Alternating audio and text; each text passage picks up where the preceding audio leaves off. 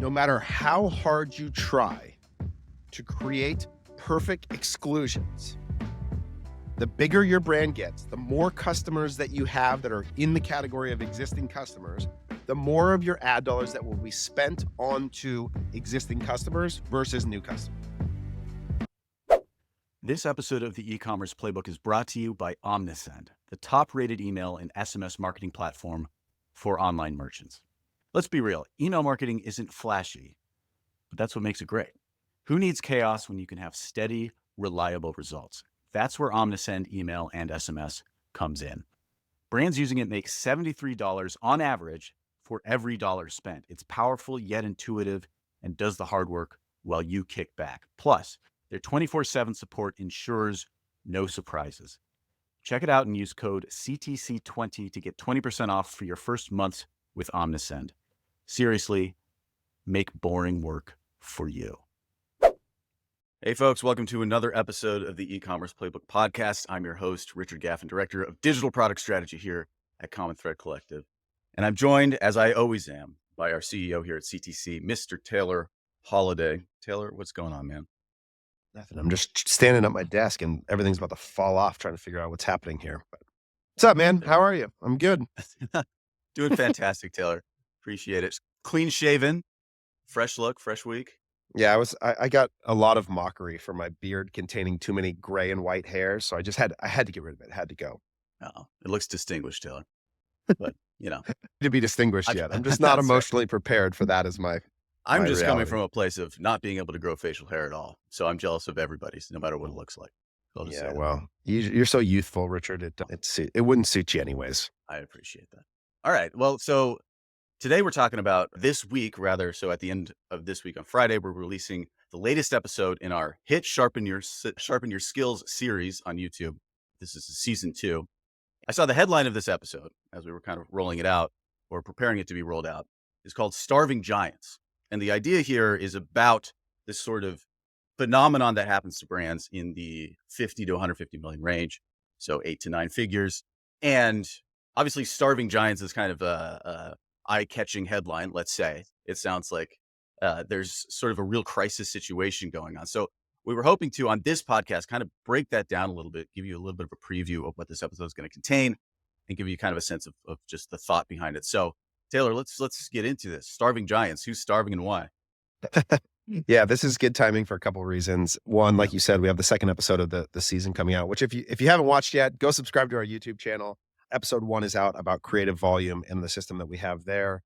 Would love your interaction with this series. We put a lot of energy into trying to make these episodes in particular thoughtful. And this next one is related to a problem that I see affecting, in particular, brands in the 50 to 150 million range, where they're sort of pressing up against some growth challenges in this next phase. And it also parlays nicely. Today, Andrew Ferris came out with a great podcast with Olivia Corey from House about the incremental impact of YouTube. And these things are actually really connected in a way. And what it has to do with is that I'm watching these larger brands begin to struggle to drive incremental growth in their core paid media channels, and their efficiency is sort of degrading. And there's at the heart of many of it, I think, is a measurement system that has served them incredibly well up until this moment, but is failing to serve them in a new era. And it relates to a primary dependence on shorter term measurement, in particular MTA, in a single channel being their .com, while their distribution as a business has broadened beyond that, and their media mix has also broadened beyond primarily click-based systems. So 2 things. Let me just make these even clearer. The distribution for the product has broadened, meaning they've gone from just selling on their website to now also selling on Amazon and also selling in retail. Okay, that's the broadening of distribution that has occurred. And then their media mix has broadened beyond just Meta and Google to now include podcasts, YouTube, television, where you have a more complex system of assessment of impact on both where the product's being sold and where it's being advertised. That system now demands an evolution of how you assess the performance of those media dollars. And for many brands, the internal legacy systems that they've built to get to that point are actually causing them to view their media as less efficient than it actually is. Mm-hmm. Yeah, so actually let's zero in on that because that seemed kind of like the main issue is that although reported efficiency maybe is going down on D2C, the actual efficiency of the ad spend across all distributions is actually maybe maintaining or going up, or I don't know what the case is, but rather it's not a crisis in the same way.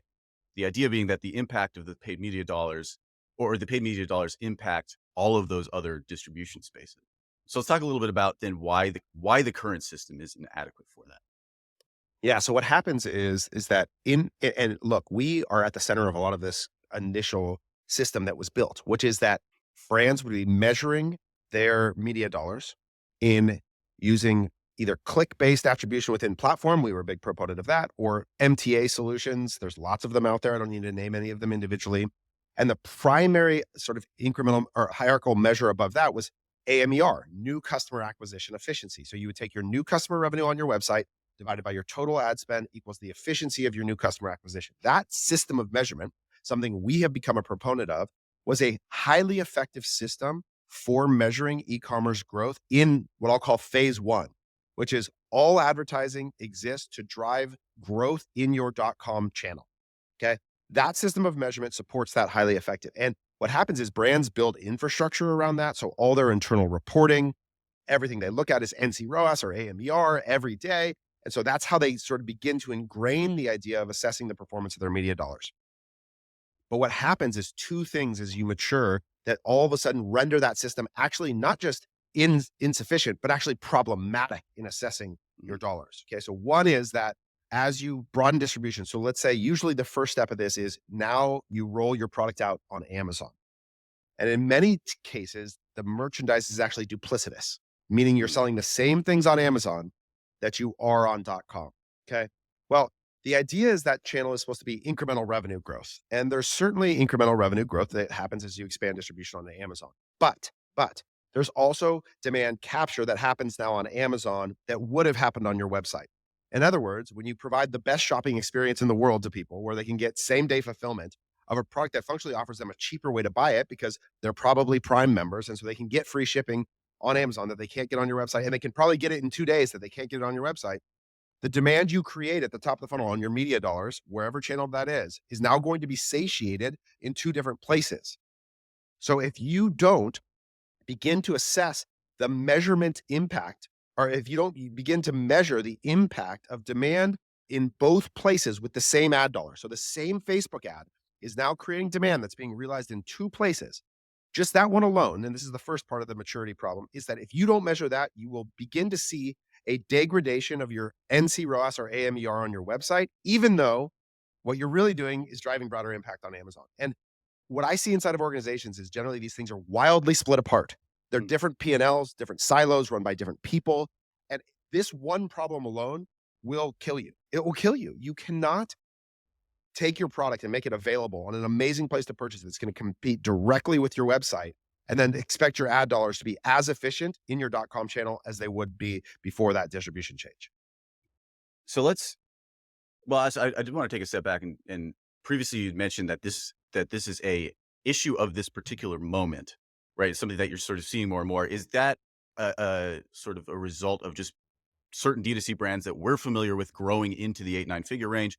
Or is there something specific about this time, 2025, whatever, where this sort of issue has become more prevalent or noticeable than before? Well, so you're dealing with all these like compounding factors of efficiency degrading. So like one is just like category competition growth. So if you take think about some of the most highly competitive categories in e-commerce and think about you have now like functionally if you just think about the efficiency of your .com revenue, a couple of things are happening. Is one, there's more competition in the category generally than ever before. So if you're selling, t-shirts, right, as an example, there are more competitors to sell t-shirts on the internet than there ever were before, just on that alone. Now you've functionally created a competitor to yourself in Amazon. Like where if all of your media dollars are expected to drive .com demand, what's just happening is that as you mature, as the category matures, as the competition increases, there just becomes more competition. And you're further out on the customer acquisition curve already. So you're Mhm. already at a place where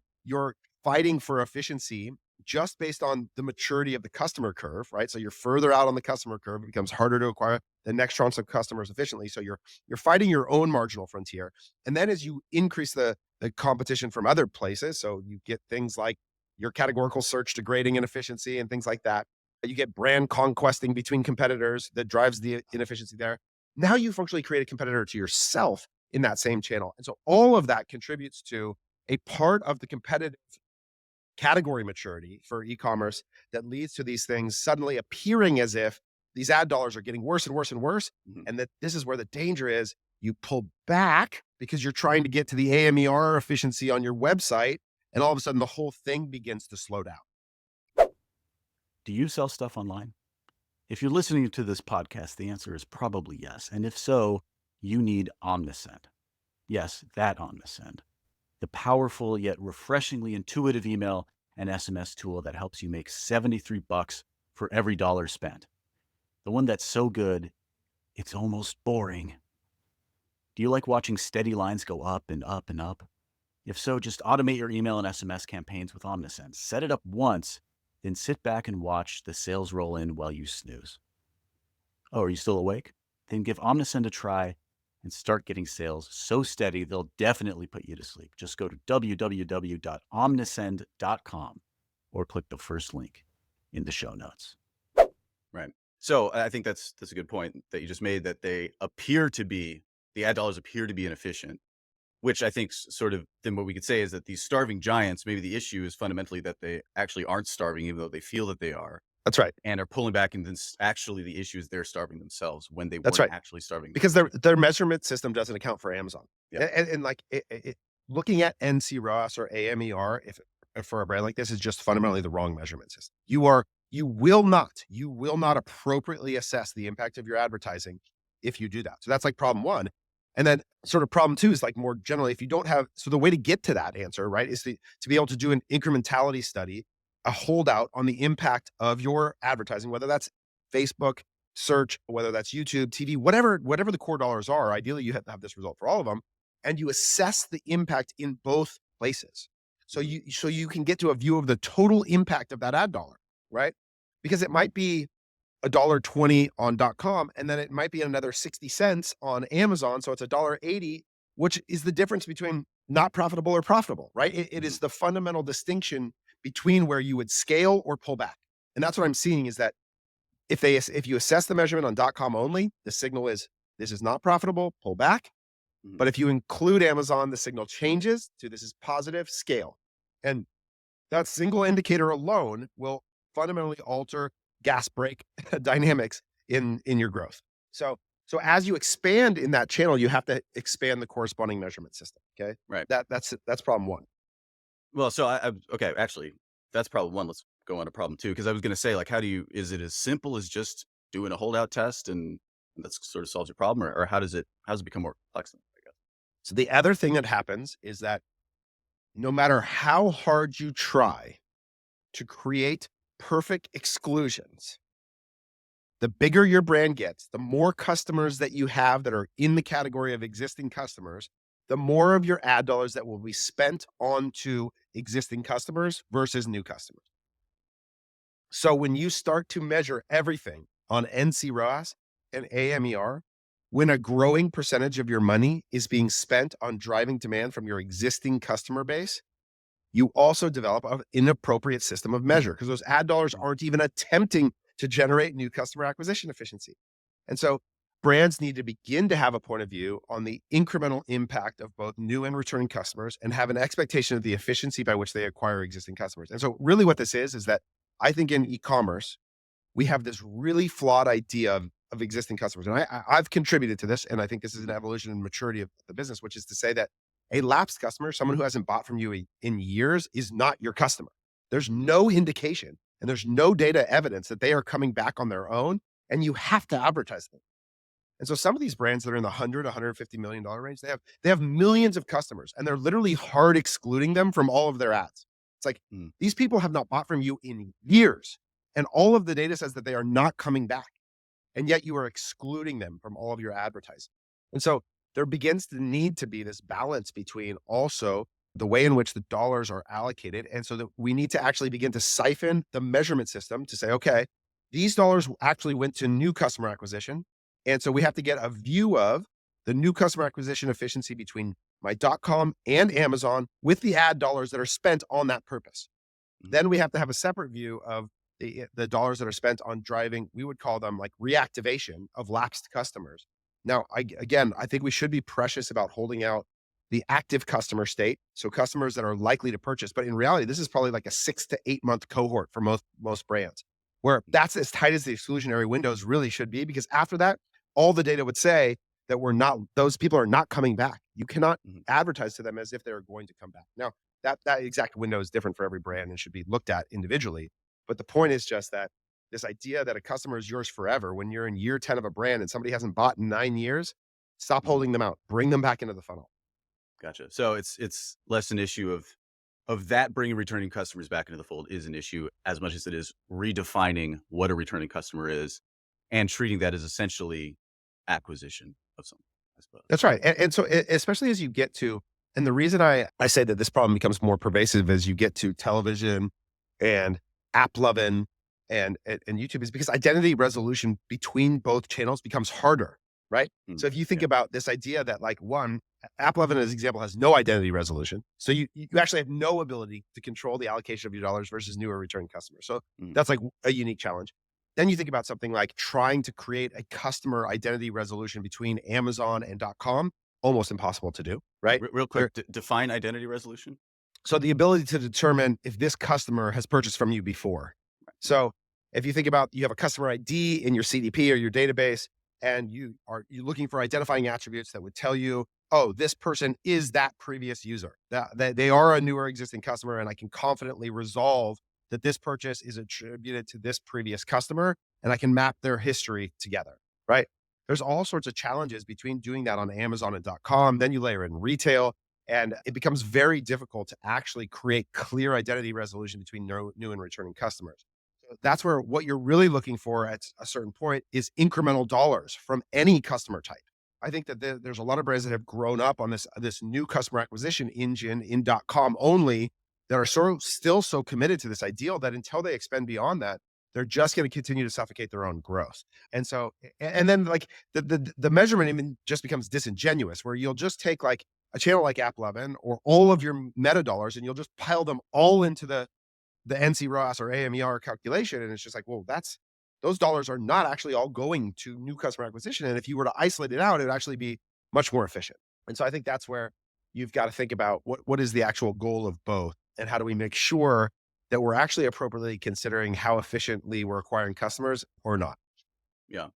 So it strikes me that like the measurement conundrum that this brings up feels kind of unresolvable, or it feels like it's like we're sort of moving towards sort of old school, I don't know, the 1960s thing of like, well, the top line went up, therefore the advertising must be working. Like that's kind of like No. no. Well, so I would just say that in these cases, when I think about incrementality studies, what I would encourage you to do is that, like, let's go to the YouTube example now that Andrew and Olivia were talking about on their podcast today, where across 191 incrementality studies done by House on YouTube, they found that there was an incrementality factor versus platform reported result of 3.76. So what does that mean? That means that if Google or YouTube was reporting a 1-to-1 ROAS, that the actual average incremental factor on that was actually a 3.76. So it'd be like you're getting $3.76 for every dollar spent. But this is important. This is not a distinction about new customer acquisition efficiency. This is just saying incremental dollars in total. There's no, now you can do it. You can run the distinction between new and returning. But the question is, who cares? Like if I spend an ad dollar and I get $2.80 from existing customers and 80 cents from new customers, the question is, how would I think about that next dollar? Now, you may hypothesize that would create a scale limitation, and you would need to do a scale in test to understand how much that incrementality holds if the weighted return was more to returning or new customers. But the point is that if you just try to isolate the return of new customers, it wouldn't be $3.76. It would actually be lower than that. And that's where I think for a lot of these brands in these channels where identity resolution is hard, and where you're trying to assess the impact between Amazon and .com, you're going to have to let go a little bit of this idea that new customer acquisition is the only thing that we care about, especially when you have millions and millions of historical customers that haven't bought from you in a long time. So there's a size consideration there as well. Yeah. Okay. So then I wanted to talk a little bit about, because we mentioned this before we hit record, is that part of the what we're trying to assess here as well is that, and part of the reason that pulling back on, let's say, meta dollars or whatever has such an impact or becomes this sort of starvation thing is because there's meta advertising is the way you kind of exist out in the world. Like that is the way that you're sort of announcing your existence. Therefore, meta is having an impact on those downstream distribution channels like Amazon, like retail, whatever.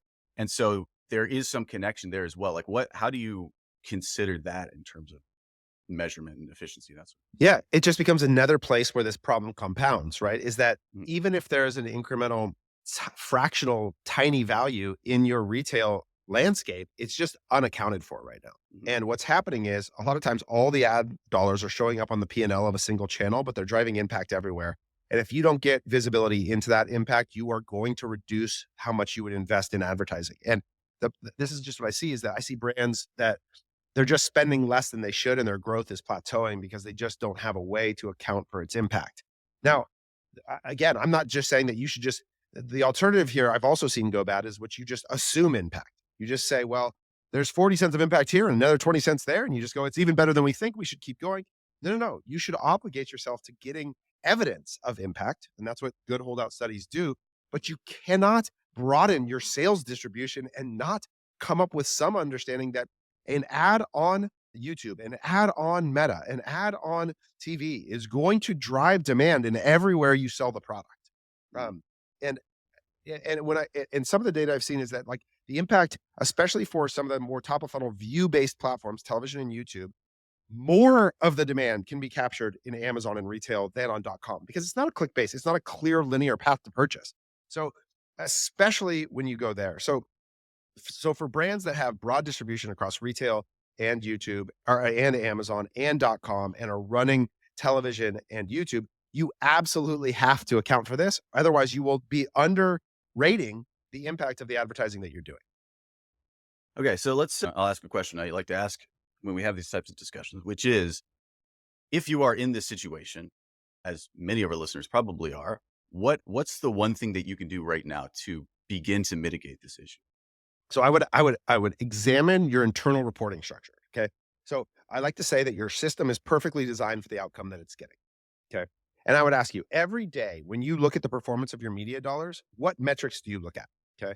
And what I bet is that most of them look at .com revenue, MER or ACOS, or some people call it blended ROAS, whatever it is. I bet they look at that. And then they look at some efficiency of new customer acquisition. And I would ask what dollars are in there and what revenue is in there in that calculation. And if that's the case, and Amazon is not part of that, but yet you are on Amazon, you have a problem. You have a problem. So first is the identification of the problem. Two is if you're in retail, in particular, your owned retail or other online retail marketplaces, or you're selling on Nordstrom.com or whatever, like there is, and that revenue is not accounted for or included in the way that you look at your daily impact of advertising, you have a problem. So that's first, is that examine your internal systems of reporting. What revenue do you look at every day? What AMER or new customer ROAS composition are you looking at every day? And then how is that comprised? Okay, once you identify the problem, now you can begin to say, okay, what is the step to creating a solution? So the step to creating a solution is creating visibility. First, before you even go do a holdout study, is just get Amazon and your Amazon revenue and your .com revenue viewed in the same place every day against the ad spend. So get a total MER, get a total AMER across all of it. Okay, now we can at least see visibility into that and look at contribution margin as well combined. Obviously, they have different unit economics, things like that. That adds some complexity to that. So get it all looked at in one place. This is something we're working on in Statless. We have an integration now with Amazon to be able to provide people that daily view of all of their revenue where possible. Now, let's think about our largest ad spend. Okay, so probably Meta, and let's begin with setting up a holdout study to assess the incremental impact of both .com revenue, new and returning ideally, and Amazon revenue, new and returning. Get that report first. So that's like the steps. Check your internal systems for the problem. try to combine the reporting issue to unify these things. I would also usually also in there is like incentive problems. There's a P&L leader of Amazon that's different than the P&L leader of .com. They don't actually, one of them doesn't want the ad dollars to show up on their P&L. So this is a problem I see all the time. It's just literally an internal incentive structure problem, or it's a completely different team that's in control of Amazon. There's a different agency. There's like, it's just like, they might as well be different universes. So go after that, examine that, unify that. And then I think the holdout study becomes next. And now that becomes the mechanism by which you report all of your efficiency. This is so like people run these studies, but then they don't operationalize them. It's like, oh yeah, I know that Amazon has an impact, but like we just don't report it. It's what was the point? Like, you know, there's an incremental impact, yet we're going to go back to looking at the MTA every day. It's like, I don't, what are we doing? So I think that that's you then have to operate. Fourth step is operationalize the results once you get it to actually make your decisions based on that and then reassess constantly because it's a static point in time and it makes it challenging. Yeah. So, I mean, it sounds like kind of in summary, it falls into the same category of advice that we give often, like with say our Bridges series, which is that you just have to connect the dots. This is about at least partially being an issue of P&Ls being siloed, communication not happening between parts of the organization, finding any places where that breakdown is happening and resolving it. Yeah, it's all a system design problem. It is not usually just an advertising problem. It is primarily a system design, which includes measurement. And step 5, really, the first thing you should do is watch the video on Friday because I break this down in a way that I think will be helpful to illustrate the problem that you can consider. Does this apply to us? Is this relevant for the problems that we're facing? And of course, if you need help, that's what we do. We're here to help create these problems. And one of our big focuses is the integration of .com and Amazon in a reporting, in a modeling. This is another thing, in modeling. So modeling the expectation of efficiency into the future. So those are big things. We're working to update our AMER models to include Amazon revenue, to update our returning customer cohorts, to include Amazon, to update our all of the forecasting that we do to include both channels, and then daily reporting on both so that you can see the total impact of your business and make sure that you're investing in the amount of growth that would get you where you need to go.